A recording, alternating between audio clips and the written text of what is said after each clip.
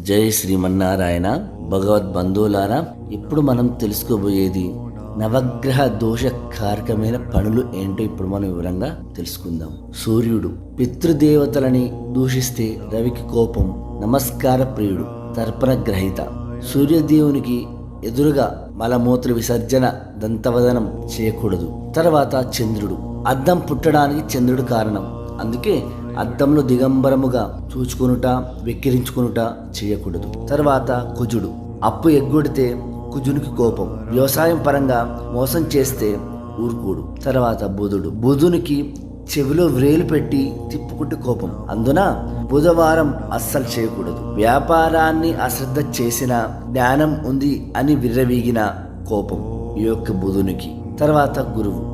సర్వశాస్త్రములు తెలిసిన గురువు బృహస్పతి. ఎవరైనా గురువుని కించపరిస్తే గురుదేవునికి ఆగ్రహం కలుగుతుంది. గురువులని పూజిస్తే బృహస్పతి అనుగ్రహం కలుగుతుంది. తర్వాత శుక్రుడు. శుక్రునికి భార్య లేదా భర్త అగౌరవ పరుచుకుంటే కోపము. ప్రేమకారకుడు. లక్ష్మీదేవి కృప లేకపోతే శుక్ర కృప కూడా కష్టమే. అమ్మకి శుచి శుభ్రత లేని ఇల్లు మనుషులు నచ్చరు.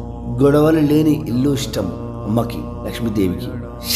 శనికి పెద్దల్ని కించపరిచిన, మరుగుదొడ్లు శుచిగా లేకపోయినా కోపము. తల్లిదండ్రిని చులకన చేసిన సహించడు. సేవక వృత్తి చేసిన, సేవ చేసిన వారిని ఆ శని భగవంతుడు కాపాడుతాడు. తర్వాత రాహు వైద్య వృత్తి పేరుతో మోసగించిన, సర్పములని ఏమైనా చేసినా ఆయనకి కోపం కలుగుతుంది. ఈయన భ్రమ మాయకి కారణం. తర్వాత కేతువు. జ్ఞానం ఉండి కూడా పంచడానికి వెనకాడిన మోక్షకారకుడు అయిన కేతువుకు పెద్దలకు మరణానంతరం చేయవలసిన కార్యక్రమాలు చేయకపోతే కోపిస్తాడు. ఈయన జాతకంలో బాగోలేకపోతే పిశాచ పీడ కలుగుతుంది.